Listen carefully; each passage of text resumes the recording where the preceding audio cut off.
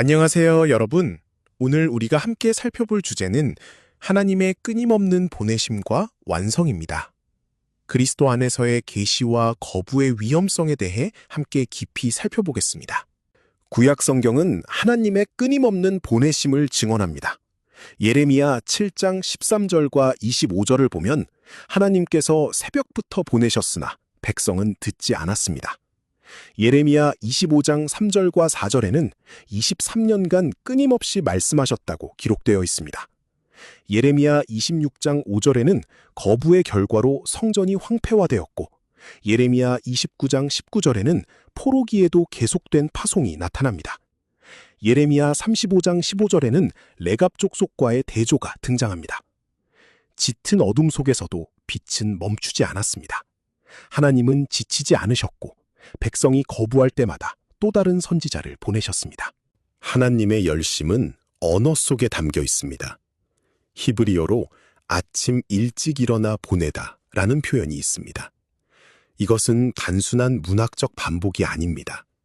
이것은 역사를 관통하는 하나님의 뜨거운 열심의 기록입니다. 첫째, 새벽의 파송입니다. 긴박하고 지속적인 하나님의 열심을 나타냅니다. 둘째, 백성의 침묵입니다. 경청하지 않음입니다. 셋째, 지치지 않는 은혜입니다. 포기하지 않고 다음 날 다시 일어나심입니다. 이 세 가지가 반복되며 역사를 관통합니다. 그렇다면 이 보내심이 신약에서 어떻게 완성됩니까? 히브리서 1장 1절은 이렇게 말합니다. 옛적의 선지자들을 통하여 여러 부분과 여러 모양으로 우리 조상들에게 말씀하신 하나님이라고 했습니다.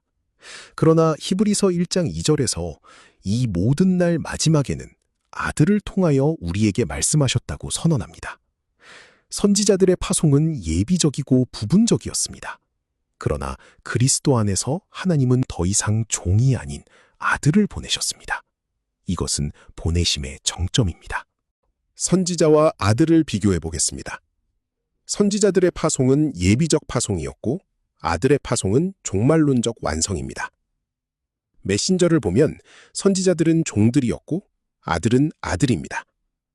본질에서 선지자들은 그림자였고 아들은 실체입니다. 계시의 형태에서 선지자들의 계시는 점진적이고 부분적이었지만 아들 안에서의 계시는 최종적이고 완전합니다. 그리고 거부의 대가를 보면 선지자들을 거부한 결과는 사망이었고 아들을 거부하는 결과는 둘째 사망입니다. 이것은 토마스 구딘의 히브리서 주석을 바탕으로 한 대조입니다. 청교도 신학자 존 오웬은 이렇게 선언합니다. 이것이 하나님이 말씀하시는 가장 높고 마지막 방식이다. 이 이후에 기대할 수 있는 다른 계시는 없다. 이분을 거부하는 것은 가장 영광스럽게 자신을 낮추신 하나님, 그분을 거부하는 것이다. 이것이 존 오웬이 히브리서 강해에서 남긴 말입니다. 이스라엘은 선지자들을 거부한 후 바벨론 포로로 끌려갔습니다. 그렇다면 하나님의 마지막 말씀이신 아들을 거부한 자들 앞에는 무엇이 기다리고 있습니까? 히브리서 2장 1절부터 3절이 그 답을 줍니다. 청교도 신학자들은 이 거부의 위험성을 세 가지 차원으로 경고합니다. 청교도들은 말씀을 들은 자의 위험성에 대해 세 가지로 경고합니다. 첫째는 더 큰 정죄입니다. 객관적 현실로 다른 구원의 길은 없습니다. 토마스 구딘과 존 오웬이 이것을 강조했습니다. 둘째는 무관심의 표류입니다. 주관적 반응으로 격렬한 반대가 아닌 조용한 방치입니다. 매튜 헨리와 존 버년이 이것을 경고했습니다. 셋째는 은혜의 날 종결입니다. 시간적 한계로 기회는 영원하지 않습니다.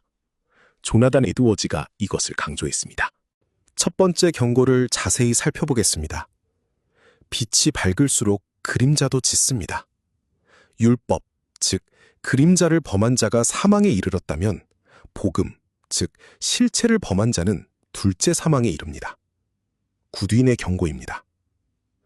그리고 예비된 다른 구원은 없습니다. 그리스도는 하나님의 마지막 자비입니다. 이 빛과 사랑을 거스르는 자에게는 더 이상 기대할 수 있는 다른 파송이 없습니다. 존 오윈의 경보입니다. 그들은 빛을 거슬러, 사랑을 거슬러, 하나님의 마지막 자비를 거슬러 범죄하는 것입니다. 두 번째 경고입니다. 파멸의 가장 흔한 원인은 복음에 대한 격렬한 거부가 아니라 단순한 방치입니다. 매튜 헨리의 말입니다. 표류의 세 가지 원인은 세상과 육신과 마귀입니다. 이들은 우리가 구원과 싸우게 만들지 않습니다. 그저 구원으로부터 조용히 멀어지게 할 뿐입니다. 존 버녀는 이렇게 경고합니다. 내가 듣는 모든 설교는 생명에 이르는 냄새이거나 사망에 이르는 냄새이다. 내 발밑의 땅은 점점 얇아지고 있다. 세 번째 경고입니다. 순종의 기회는 무한하지 않습니다. 조나단 에드워즈의 경고입니다. 하나님께서 말씀을 보내시고 종들을 보내셨을 때 거부당하시면 그분은 종종 그들이 안식에 들어오지 못할 것이라고 맹세하십니다. 인내의 날이 있으며 그날에는 끝이 있습니다. 오늘 그리스도의 음성을 들으십시오. 내일도 그분이 당신의 영혼과 다투실지 당신은 알 수 없습니다. 종합하겠습니다. 하나님의 충분한 보내심은 예레미야의 증언, 즉 지치지 않는 열심으로 나타났습니다.